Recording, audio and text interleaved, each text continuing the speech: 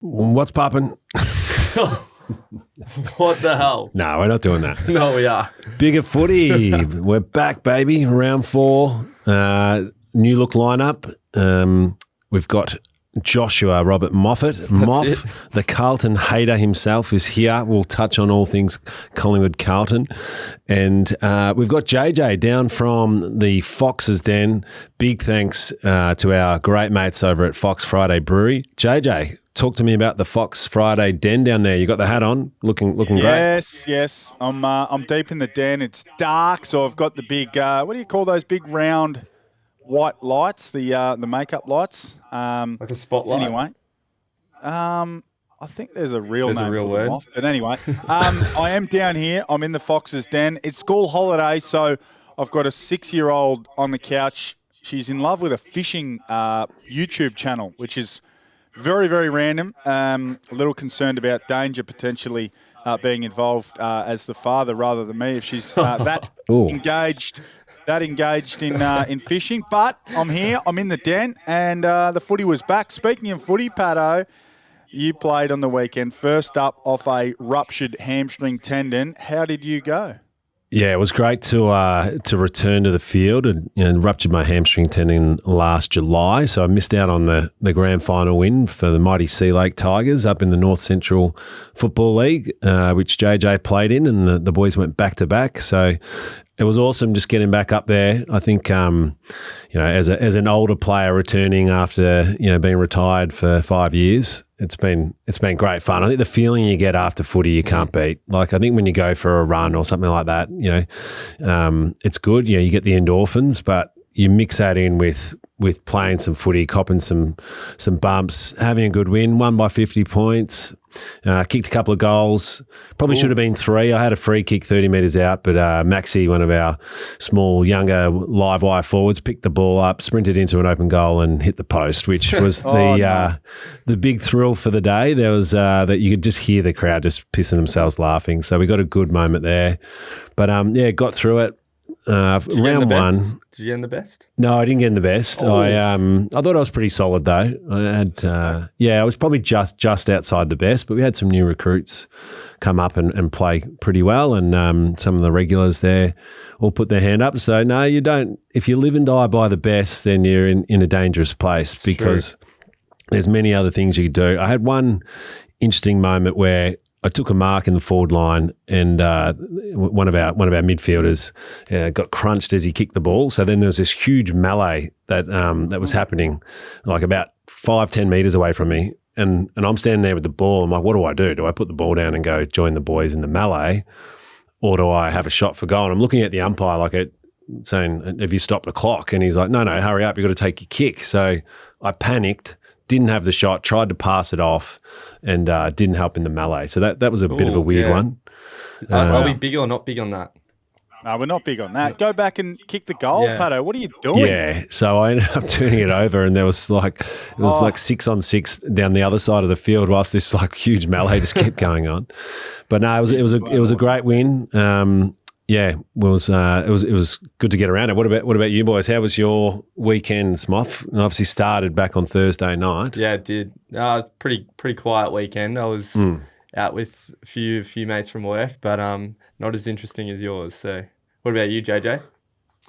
Quiet. I just worked all day Saturday at Caulfield, and went to the Docklands precinct and watched North Melbourne absolutely vomit all over themselves. We'll get to that shortly. I'm coming off the long run there. But let's go back and let's start with, because I'm still flabbergasted by your comments last week, Moff, that you enjoy seeing Carlton lose more than you enjoy seeing Collingwood win. Well, you got both of those results in the same night at the MCG. Geez, you would have gone home pretty happy with yourself. Pretty happy. I mean, there wasn't a moment in that game where I felt stressed about the result, which is crazy because normally you go to Collingwood Carlton and it's a close game, and majority of the game was close. It wasn't a great spectacle, but it was close. And then after half time, I think the third quarter we kicked 5 goals to their 1 point. And it's the same thing that's happened every week for the Blues. They've started strong in the second half, and then I don't know what Vossi's doing at half time, but they came out and just weren't there. So was a good night. Besides a couple of guns being found at the MCG, which rattled a few. Yeah, But geez. It wasn't you and the arm farmer coming in. They're just mistaking you for your pistols. No, it wasn't. But it was a bit crazy. And then I think over the weekend there's been some massive lines to get into the G because of it. So bit random that, but Thursday night was good. Good win. What did you take? The old token pat down as you head in. No, I was just having a coffee with Carlton legend Dylan Buckley before, and he's getting a bit frustrated and thinks it's a bit sloppy from some of the media commentators out there like yourself, JJ, just to say that Carlton aren't fit enough, and that's the reason. He feels like every AFL player is fit enough, and they've clearly put the work in, which I kind of feel like it's age on list usually. But what's your take there, JJ? I know we've sort of spoken to Carlton about their game style and what's not working. Like, is it simple to say that they're unfit, or is it a combination of factors? They don't run. They don't have a team that runs as well as the better team. So that's whether you call that fitness or whether you call that athletic profile, maybe.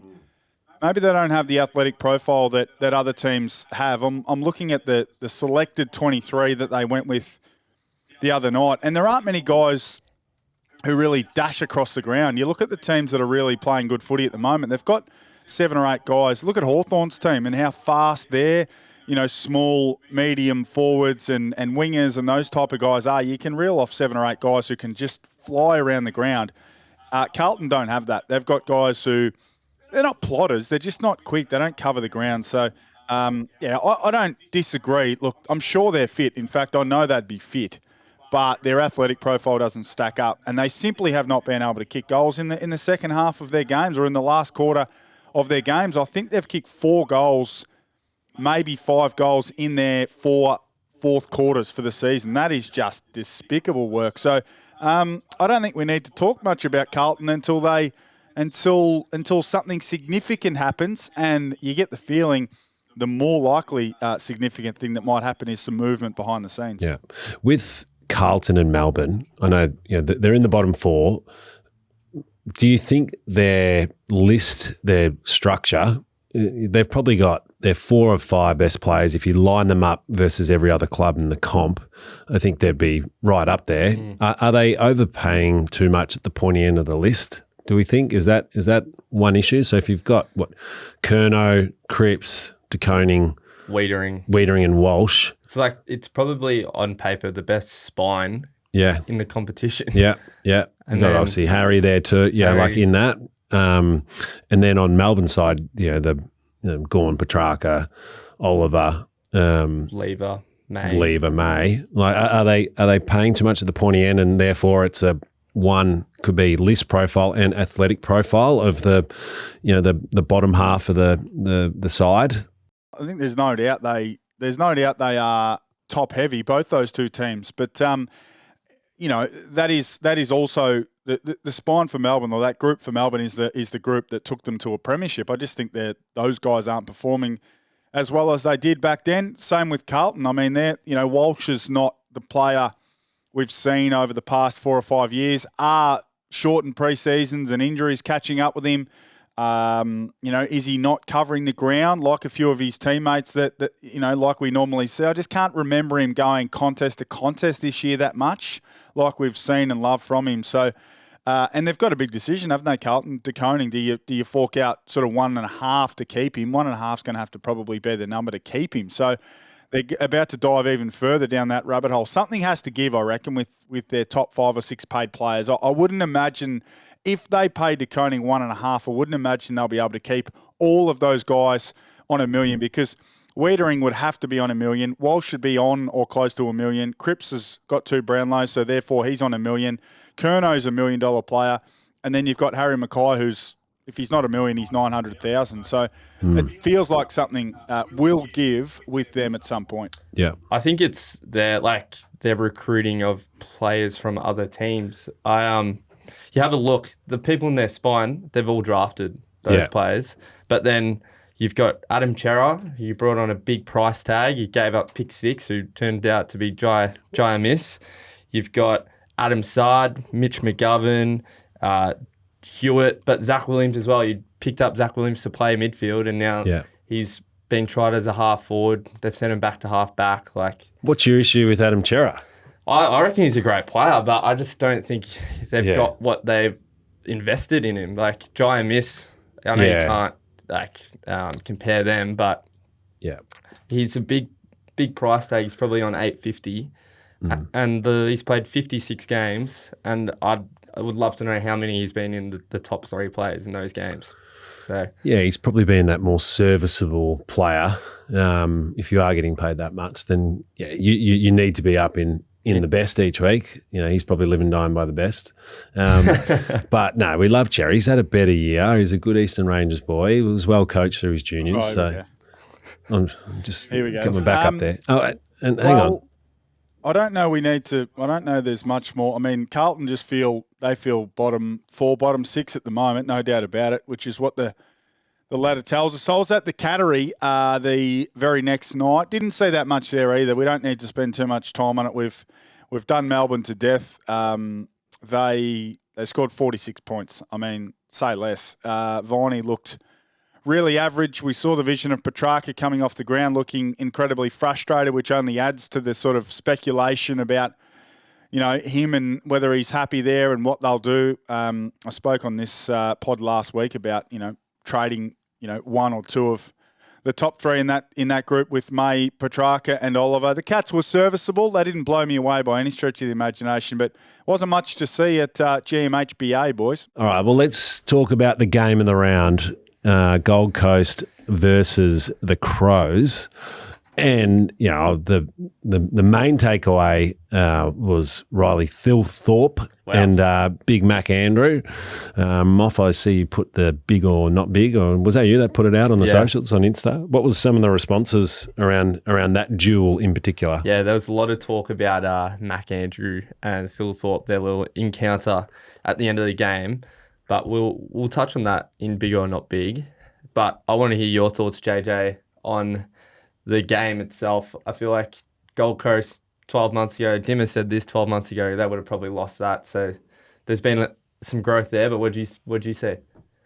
Yeah, it was a sensational game. And look, yesterday I spoke about it Sunday, I should say, on radio about, Adelaide can feel hard done by, particularly its fans, because I didn't think the Rankin mark, free kick, neither or both. I think it was a free kick, maybe not a mark. So I think they were robbed in that context. What do you guys think? Oh, yeah, I probably thought it was a free kick, but I could understand the umpire not paying it as well. Like it was touch and go. I thought if it happens at Adelaide Oval, it's paid. If it doesn't happen there, then it's play on. And I just think that's AFL footy, the grey area with the umpires. You get those calls. But then again, they gave away a 50-metre penalty 2 minutes before that. So you can blame a game on certain moments like that. But at the end of the day, there's a whole lot of calls before that they got Adelaide were in the wrong for. So I think you can't just pinpoint it. Good point. I would say because Adelaide, I think it's 4 games in 37 that they've had the AFL come out and say late in the contest, last minute, last 2 minutes, that there was a free kick or something happened that wasn't awarded to them that should have been. So the Keys goal that would have put them in the finals, Jordan Dawson got clipped around the ears against Collingwood at the G, would have had a shot, I think, after the siren. That one with Rankin, and there was one other as well where the AFL... Yeah, that's right. So, a big drape fell on the footy. So, four instances, and I get it. What I was trying to say to Crows fans in particular is, A, what you need to focus on as a footy club is don't put yourself in those positions. So, get the job done. Don't allow yourself to be in those positions. You're incredibly unlucky. Everyone accepts that. And also, equally, so they play Saturday. They fly home Saturday night. Sunday, they would have had quick recovery, probably optional recovery or own recovery, and then a day off. They've got to squeeze the actual CBA day off in Monday or Tuesday plus training. So they might train Monday, have Tuesday off, or vice versa. Wednesday's captain's run, and then they play the Cats. So you can't dwell on this. You can't whinge about it. You can't allow people in Adelaide to come up to you and say, "Oh, we were robbed, we were this, we were that," because that just saps energy from you. And this is where Matthew Nicks needs to really take a hold of the group and say, "Look, we're unlucky. We should have won the game. We had chances before that to win the game. We didn't win the game, but we've got Geelong incoming Thursday night to open gather round." So I think it's a really important game for them in terms of their maturity. But overall, it was a fantastic contest. I reckon that's what we hope to see in that game. High scoring, 181 points total. So, the big forwards were doing their thing. Big Riley kicked 5, Tex kicked 4, Fogarty kicked 3. The Gold Coast mids did their part as well. It was good to see a balanced Suns forward line as well. Ben King only kicked a couple, had less than 10 touches, but it was a really balanced group. Jed Walter kicked 3. He looks really, really good. So these two teams, look, I don't know that they're contenders, boys, but they're certainly in that top sort of 4, top 6, top 7, top 8 bracket.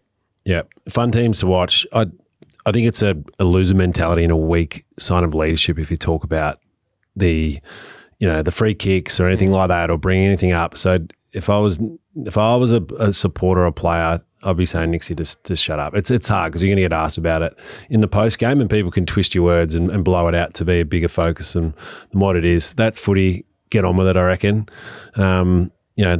That's just one. Maybe it's a personal thing of mine that I hate when people focus on the umpires too much. 100%. Control what you can control. Move on to next week, and you've got a huge game gather round against the Cats. So that's going to be a ripping game this week. But great fun watching Gold Coast and Adelaide, and I don't know whether they play each other again later in the year or whether we can get another finals matchup, which we'll talk about in big or not big on the two big boys.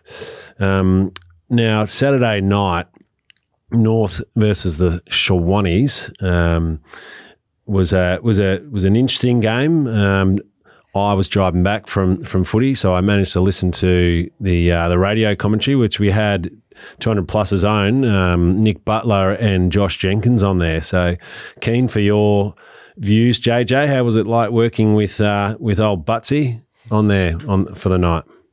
Yeah, it was good. He was one of the two lead commentators, so he loves the rough and tough stuff. We were, I think Sam, the other commentator, might have sort of queried a contest and whether a player should have, in modern day with the concerns around head issues, whether the player should have, not stepped aside but not gone for the contest. And Butsy, it must have been half time because Butsy had the headset off and he threw the headset on and he said, "I'm not paying to come and see players, get out of the way." And I said, "Well, firstly, you're being paid to be here and call the game. You're not paying to be here and see it." So he gets fired up about the tough and rough stuff, but it was good fun. The problem was, now I want to start with the Swans. The Swans were really good, and you guys know I've been slow to. I'm going to call it slow to the party on this version of Sydney. So. But what I saw Saturday night, I really liked. It was a tougher brand of footy. It was a brand of footy built more on pressure and, effort and energy and intensity, coming forward at North Melbourne, tipping them over and turning them over in their front half. So I loved what they did. I'm not convinced at all with the way they're selecting the team. So Laddams and Grundy both played. I just can't understand or can't expect that to go forward for much longer. And then McLean, who I think was going to be their number one ruckman before they recruited Grundy, he's in the team as well, as is Joel Lamarty. Now, Joel Lamarty's 6'6". He could be a secondary ruck in plenty of teams. So they're incredibly tall. I wouldn't expect that to be the standard going forward, even though Dean Cox played in a team that had two ruckmen with he and Nat Nui. So that's interesting, but I love the way they went about it. But conversely, boys, geez, I'm not a North fan, of course, but geez, I was disappointed with the way they went about it in the second half. So the margin was about 4 goals at half time. They gave up 2 goals in red time in the first quarter and another one at the end of the second quarter. So that's basically the difference in the game. Just some silly goals that you've gifted. Like Caleb Daniel kicked one straight to Chad Warner at the end of a quarter and he gets a goal. So they were in the game. They were in the game except for that. But the second half was putrid, as bad as we've seen from North Melbourne for quite some time. Their game style is, I can't identify what it is. You see different versions, handball happy, They're top 3 in the AFL for handballs, which is not a good thing. Then they go and try and do kick mark, and then they, bang it down the line relentlessly. So I don't really understand their game style. That's partly on the players, because I'm sure there is one, but it's got to be on the coaches too, boys. Yeah. Well, and I wonder whether or not, you spoke about the Swans pressure being right up. Is that a result of the game style and the confusion, and under pressure you end up handballing the footy a bit more? Is that more Swans, or you think it's systemic to some decision making and confusion from the Kangas end? Well, that's where, when a team is bringing great pressure, that's where you got to lean into your game style. That's where you've got to trust your system. So, I saw them change the way they were trying to play maybe 2 or 3 times in the game. Now, part of it was scoreboard, reflective, but, they flick it around by hand in the back half of the ground. Even the back 50, they'll turn it live. They'll have possession of the footy, and they'll just handball it to a player who's not really in a better position, who's not about to break a line. And I just don't understand whether that is an instruction. We want to play in live play a lot. We want to be chaotic. Or it's just a player making a bit of an unsound decision. Caleb Daniel was really uncertain with ball in hand on the weekend. You could see him making 1, 2, 3 different decisions in his mind. That's why he turned that ball over to Warner in the first half. He went to go short, then he went to go long, and then he thought, oh, there's a quick one as well. And by the time he pulled the trigger, it was gone. So, yeah, it's an incredibly disappointing second half. The third quarter was bad. So I think it was 7 goals, 3 to 1 goal, 2. That was terrible. I reckon the fourth quarter was arguably more disappointing. Now, the scoreboard says, I think, 2 goals each. But Sydney wanted that game over it with 15 minutes to go, and that's fair enough because they're up by 10 goals. They got a couple of late ones with Larky. North just didn't want to play that game out. That was hard to stomach for a North fan. Yeah, you want to see a response, don't you? So that was the disappointing part. I think, the errors, there was one part in the commentary where I heard that Chom had dropped a mark and it resulted in a Will Hayward goal, and I was waiting for a bit of negative feedback sandwich coming Chom's way from JJ and Butsy, but I think they did him a nice solid there. They just started talking up how good Will Hayward was going. So I thought that was nice. Jeez, and the other thing, JJ, how many awards do they give out on SEN post-match? Yeah, there's about 10 different types of awards and 10 different sponsors. Yes. You and Butsy did a great job with some of the tongue twisters there. I'll get in trouble. So I agree with you, Patto, but I don't want to say too much. I'll get in trouble, and I'll be looking for more work at Clubby Sports if I do that. Yeah. And I think that leads us into our best clubbyman. Best clubbyman of the week. Who wants to start here? I've got one. I think Oscar Allen. What a great clubman. Got up, apologised on behalf of his club. Give me a spell. You can't possibly think he should have got up and apologised. No way. He should have. Mate, he's a professional athlete that's got a decision to make about his career, and as if everyone's not having these conversations. So the club should be on notice. Yeah, I thought it was. It was yuck him stepping up and having to do that, and I knew they were going to get flogged by 100 points because of it. Can I add a bit of context to the West Coast? Took a contract away and haven't offered him a long-term deal. What do you want him to do? Be delisted? Yeah. Like that's the part that's. I don't think West Coast would want him. I don't think West Coast want him because the same conversation I've had about Drapes and what it might look like for Essendon. West Coast are in the same spot. West Coast will get, because he will get $1 million, Oscar Allen, somewhere. No doubt about it. Probably more. Therefore, West Coast are going to have pick 1 or pick 2, and then they'll get their very next pick for Oscar Allen. So. I don't know that West Coast even want him to stay, let alone him getting in trouble for meeting other teams. This is weird. Like West Coast, since I've been alive, have always been a very strong club, very competitive. Yep. It's kind of weird now. It feels like they're making bad decisions after a period of, of mediocrity and some bad success. So I feel like that one reeked, but that was just a gag that put us on a tangent. So Oscar Allen is not my best clubman award. I'm going to go with Cal Ward from the Giants. I think Cal is one of those awesome players, awesome people, great blokes that I'm sure would have led the way off field. I'm sure he loves a Fox Friday beer. And he's playing a role now where he's clearly sort of happy to play off half forward, be a bit more defensive in his actions to let the young stars, the mids of the Giants come through. So Cal Ward is my nomination. I think he's just all-time sort of great areas. Nothing special on the weekend from Cal, but he's definitely one I've been thinking about as one of the best clubbymen of the competition. Joshua. Mine. I had a good think about this one, but I'm very happy with this nomination, and it's Nathan Broad. Broady. He's a 3-time Premiership player, a pick 67, and he's played 151 games.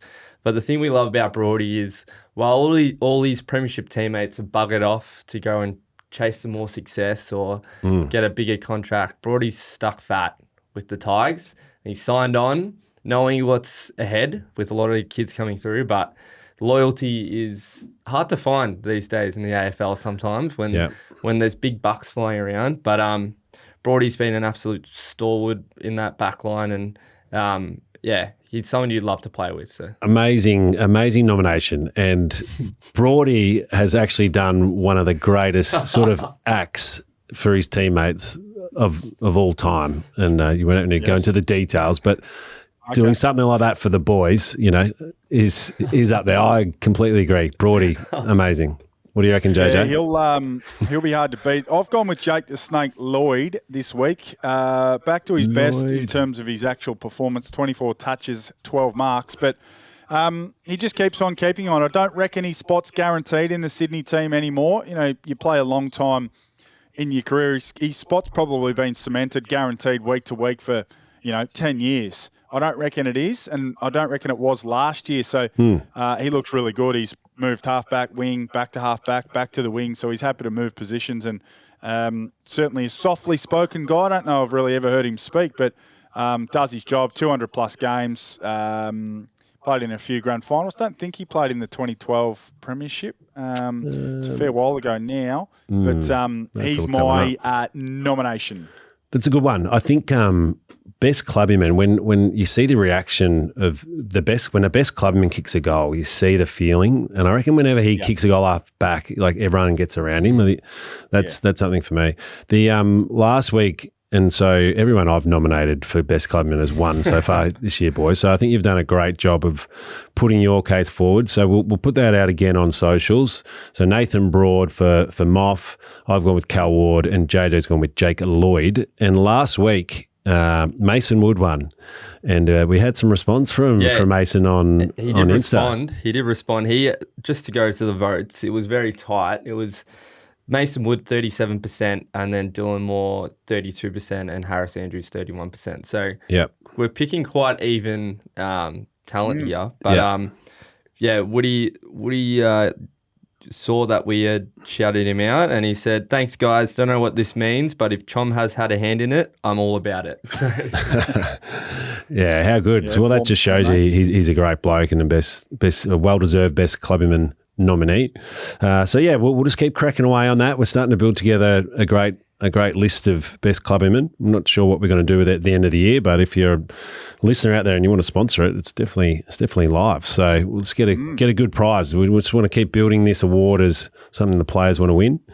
That's best clubbyman. Now, yesterday, JJ, I was watching a game, Fremantle versus the Western Bulldogs, and it's just occurred to me then, I don't know why now, but I think your lookalike is playing in that game for Freo, and there's clearly a player here that looks like you, moves like you, same build, and it's been your kind of love child for a while. And now I realise because you just see an image of yourself, so that's a bit sick from you. But I'm talking of Josh Tracy. Josh Tracy.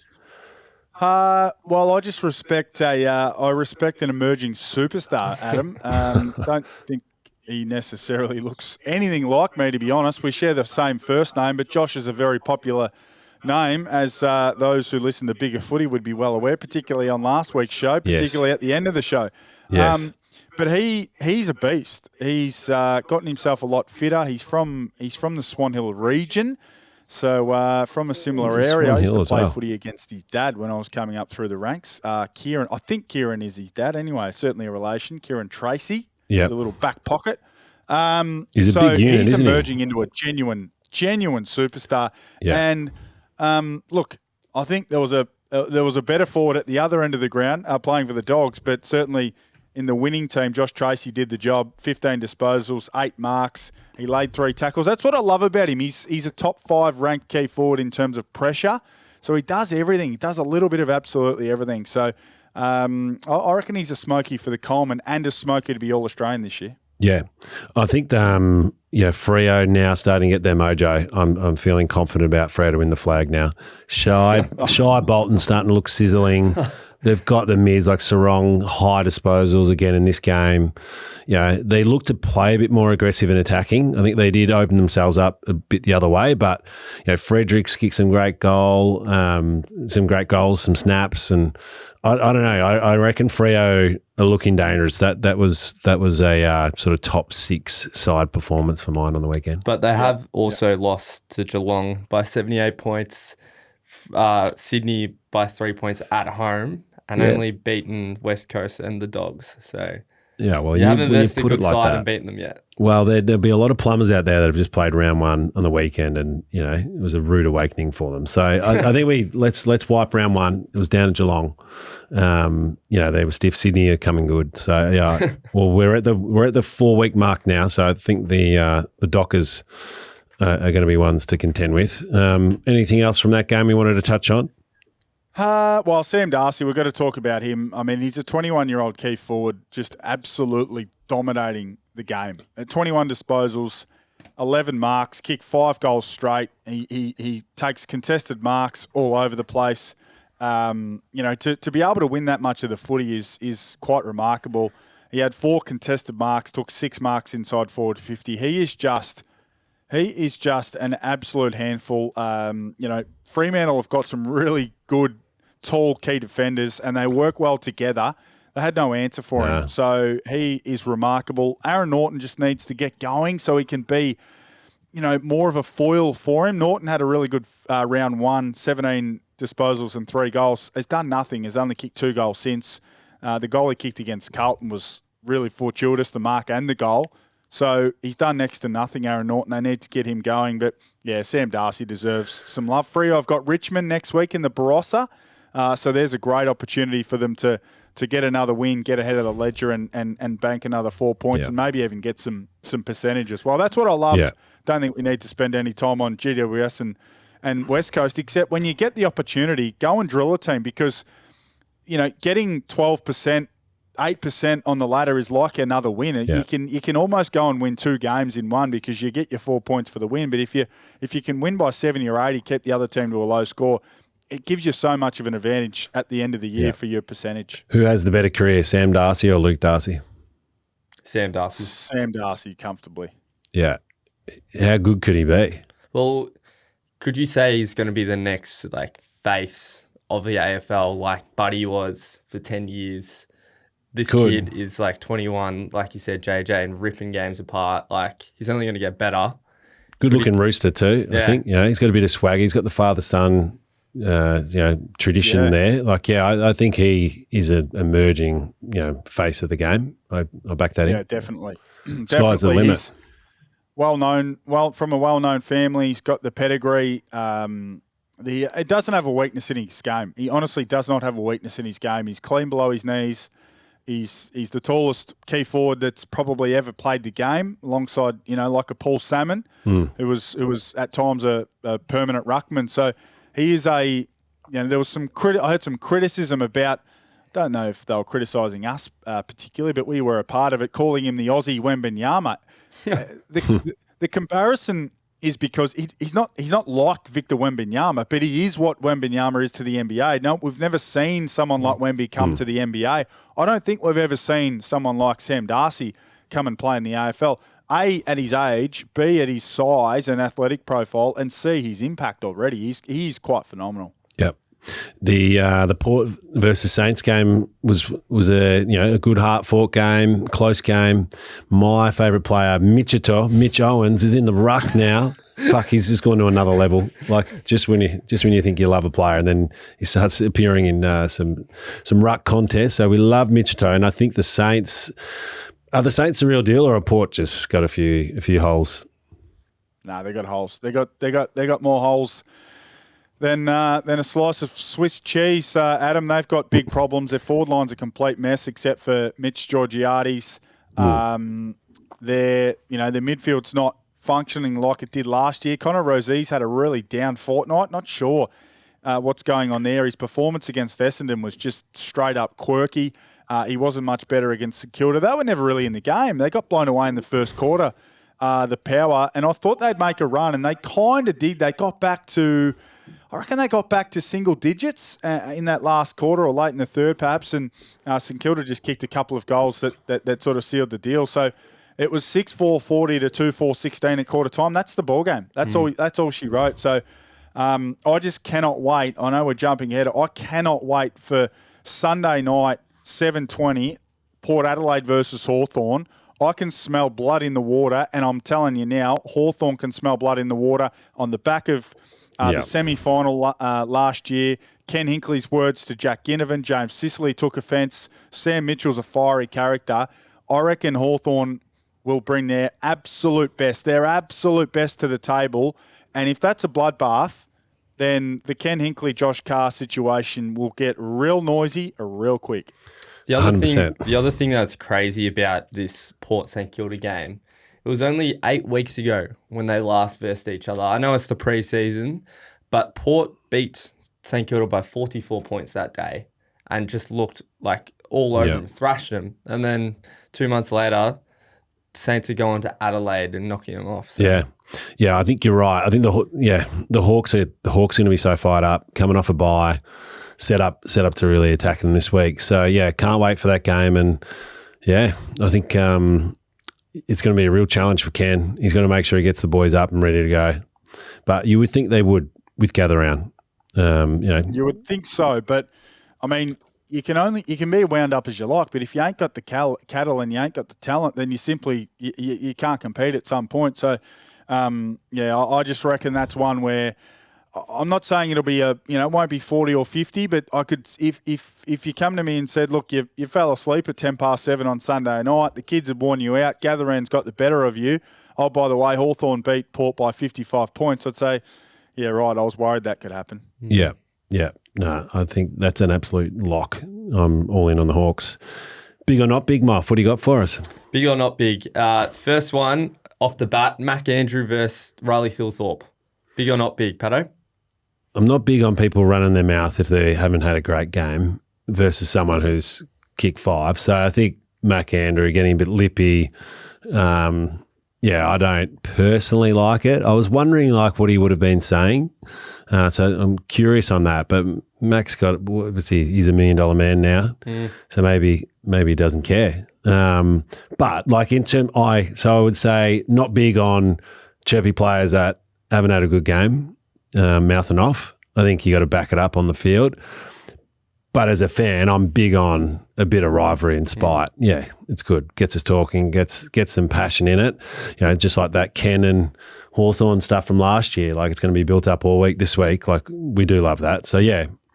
I don't know if I answered it properly there for you, Moff. But I'm not big on the action, but big on the passion. So just love the fact that it means a lot to both players. You could see that both players were up for the fight, literally. It sets the scene, doesn't it, for the next time we see these two players and teams go at it. So I loved it. I didn't love the pointing in the face and all that sort of stuff. But to be honest, in an era where you can't do much more than sort of grab and shove and throw words at each other, it was good to see. And look, I agree. It's hard to imagine what he was saying, considering the thrill seeker had kicked 5. But in the end, you'd rather win than kick 5. So more of it in the future.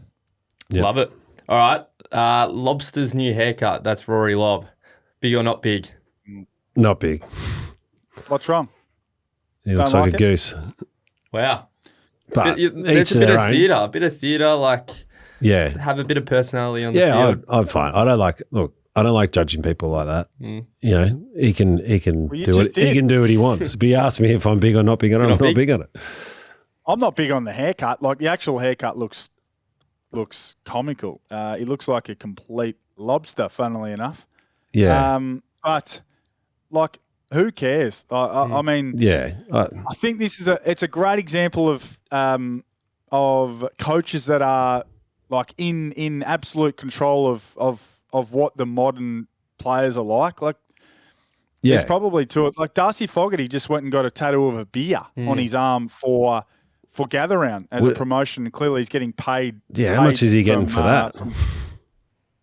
And I don't think it was our friends at Fox Friday, but I think it's a temporary tattoo that he's got on his arm. So players these days, like you just wouldn't have done that back in the day. But anyway, I'm not big on the actual haircut. Yeah, it's just not my cup of tea. But go for themselves. it. Yeah, go for it. Go for it, Roy. If it makes him happy and he's a good person, and waves you in and lets you in the lights in the car, then that's all that matters.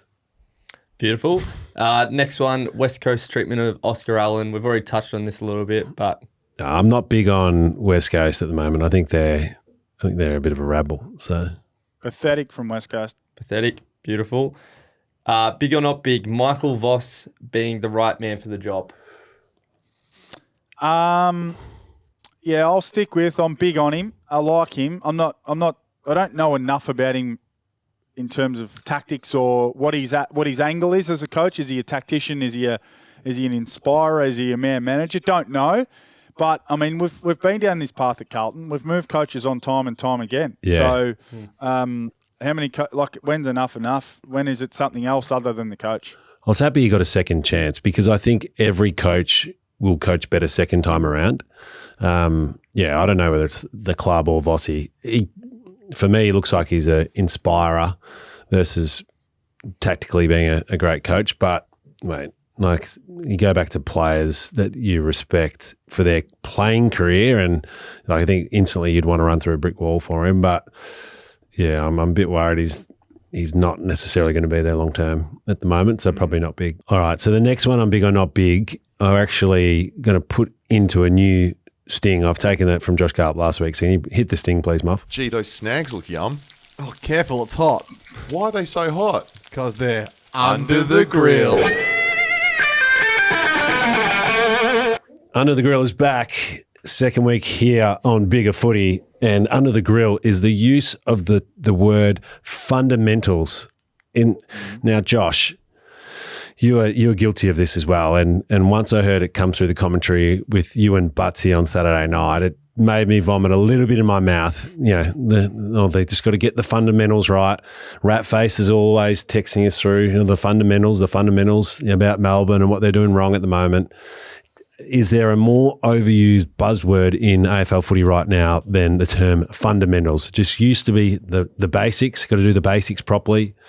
And, the one percenters potentially. Fundamentals, what do you reckon, JJ? Well, fundamentals and one percenters are different. So yeah, I shouldn't have said that bit. I knew I fucked up when I mentioned that. Basics. Just call them the basics or the fundamentals. We're not in The word upsets you, does it? The word it fundamentals does. Upsets the use you. of the word and everyone just piggybacking off a word. I feel like once you're aware of how many different commentators are out there talking about the fundamentals, it'll drive you mad. So I'm just putting you on notice. All right, it's not your strongest point you've ever brought to the table, but I think it's pretty valid for teams who, like North Melbourne. Some of their fundamental issues are they've got too many guys who one-step kick. That can be a great example. So if you're wanting us to be more descriptive, I'll take that on board, Adam. But if you just want to hear the word fundamentals less, then I think you're out of luck. I've fundamentally got a big problem with it, so I'm not big on it. What are you, Muff? Big or not big? Oh, I don't have a view on it, to be honest. It doesn't bother me either way. Oh, piss off. You're under the grill. I think this take might be worse than my Marvel Stadium take last week, JJ. So that was a bad take. It's a good take for me, but maybe it's up there, Patto. Yeah, okay. And I snuck a couple of bit more in here, Moff, on big or not big. You're hijacking the segment. I've hijacked it. So on the weekend, playing some footy, an opposition player went down next to me in a lot of agony, screaming, and I thought he might have broken an ankle, rolled an ankle badly or something like that. But I found out, I said, "Oh, geez, you're right, mate." The ball had sort of cleared the area and he was just cramping. Oh, no. And I just decided, well, good luck. And then I just ran off. And I'm assuming we're all big on that. That's a no-brainer. You don't help an opponent with his cramp, do you? Yeah, a no-brainer. Yeah. No, you're not a chance you help him. Oh, I don't even think I'd help my own teammate with cramp. Yeah, well. I mean, there's a game to be played, boys. We're not here to stretch each other's legs. Go and get the seed. That's what the trainer's for, I guess. Survival of the fittest. And my last big or not big from a local footy perspective was the unveiling of the flag in front of the opposition team. Where do we sit on that? I mean, we sat there and looked at that. If you're an opponent watching the flag get raised, what are you thinking? Are you big or not big? You're out there to hunt them, pretty much. You want to kill them after seeing that. But I reckon you're big on that because you've won a flag. You get to shove it up in people's faces, especially the opposition. So I'm all around that. Yeah. I think it's. I was there for the flag unfurling last year with the Sea Lake Nandali Tigers, and it's a bit awkward. But I think it's more for like the diehards and those who, volunteer and put in 25 hours a week at the club to see that sort of stuff. So. I don't mind it. I can understand why an opposition would be upset about it. But guess what? Go and win a premiership, and then you have to go and watch the other team unfurl their flag. Yeah, exactly. No, they were respectful on it. It's just an awkward moment. Like, do they need to be involved in it, or could we have just done our own? Are NBA teams on the court during a ring ceremony? I think they are. Are they? I think they are. Yeah. Well, equally as awkward. Maybe not.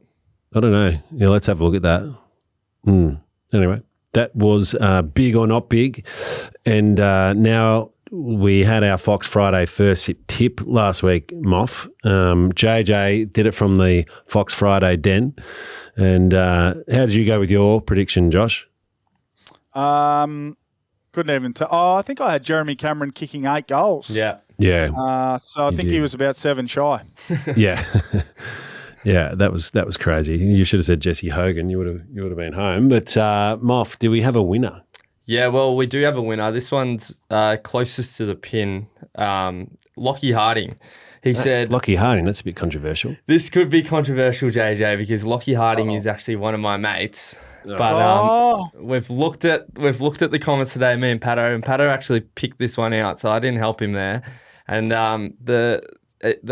the Fox Friday first tip reads, Tyson Stengel to kick a banana from the boundary, Atkins to have 10-plus tackles, Bowie to have plenty of pill across half back, and Geelong to have a late change. So Geelong had a late change. Wow. Yep. Atkins had 11 tackles, game high.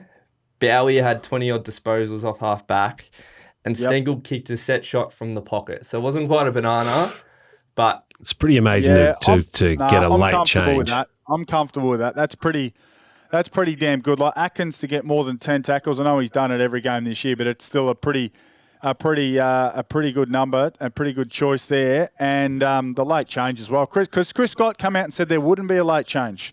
So to defy Chris Scott's word and still back yourself in, I'm happy with that. Yeah, that's pretty good. Can we give him a buzz, Moff? You want to give him a buzz? Yeah. Should we give him a call? Let's hear from him. Why not? We've only been going an hour and 10. What does he do for crust? What would he be doing right now? He's a plumber by trade, so he might be on the tools. Ring a ding ding. Lockie, it's Adam Pattison, Josh Jenkins, and Josh Moffat here live from the Bigger Footy Studios. We just wanted to congratulate you for successfully winning the Fox Friday first sip tip last week. Oh, thanks, fellas. Yeah, it's good. Mate, well done on the prediction. Can you just talk us through your thinking behind coming up with that? Very creative. Well, Scotty, he's a little weasel and he likes swinging the late change. So I thought that was a bit of a shoe-in. Surprised more voters didn't go for that one. Almost fell asleep in the third quarter because Stenger had about 3 touches, but then jolted awake when he kicked a couple in the last. And Tommy Atkins, he's just in and under all day. So pretty much a shoe-in. Mate, you've done well. And why are you friends with Moff? Oh, God. Not by design. He's all right. Now, Hards, how are you going to spend the $300 at the Fox Friday tap room? What's the plan? A few rounds for the boys. We'll have to get a date going. You in, Jenks and Patto? Oh, definitely, mate. Yeah, we've actually got a big night coming up, the 200 Plus Cup, which will be on the 1st of May. So it's a Thursday night where Chom and Drapes will be lining up, Essendon North. So make sure you get your tickets to that. We're all going to be there that night. So what's on for work today? You unblocking a few? Out in sunny Belmont at the moment. Speaking of Belmont, Geelong, I'm going to start a petition for no more bloody Friday night footy at Geelong. Sack it off. Absolutely shocking spectacle.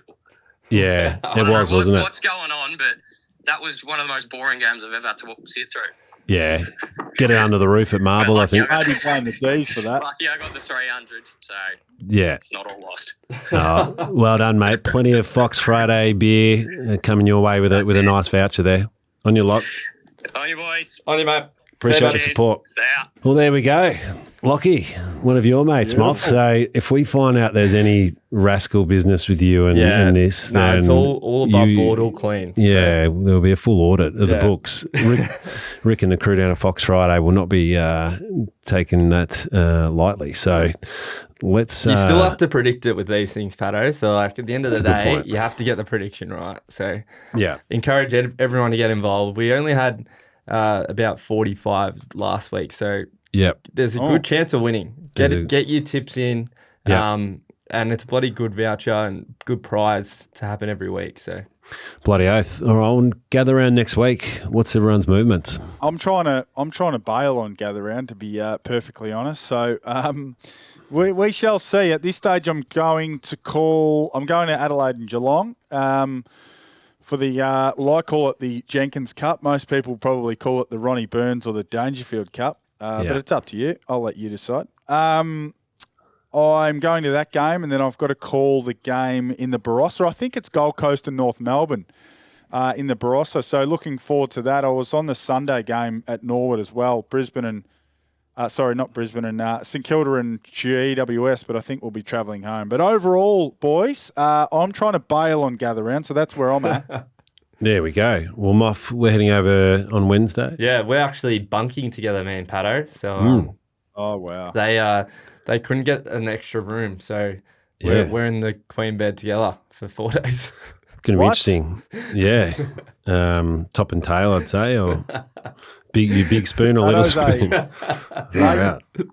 Make sure you get 2 room keys. Yeah. Patto will lose his. He'll be a late/early arrival from wherever the social scene is, and then he'll be up and at 'em on the water, on the riverfront for a run in the morning. So if sleeping's your go, Moff, you're in some bother. I'm in some trouble. No, you'll sleep later. You'll sleep when you're back home. But we actually do have a big couple of days planned. So got a live show on the Wednesday night, and then AFL Clubbies starting on the Friday, and then a meet and greet on Friday afternoon. So plenty happening at Clubby Sports, but it should be good.